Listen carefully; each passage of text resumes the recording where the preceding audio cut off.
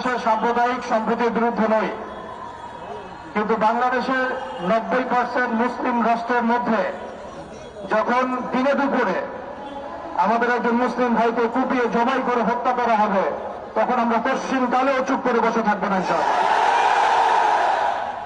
আমরা সর্বপ্রথম আমাদের প্রশাসন, সরকার এবং ঊর্ধ্বতন কর্তৃপক্ষকে বিনয়ের সাথে অনুরোধ করতে চাই, এই সন্ত্রাসী সংগঠন ইসকনকে অনতিবিলম্বে বাংলাদেশের মাটি থেকে বহিষ্কার করতে হবে। এই জঙ্গি জুজুর ভয়ের খেলা অনেক হয়েছে। বাংলাদেশের মুসলিম শান্তিকামী মুসলিম, কিন্তু এমন কোন পদক্ষেপ আপনারা নিতে যাবেন না বা ভুল করবেন না যাতে বাংলার তাওহীদি জনগণ আবারও জেগে ওঠে।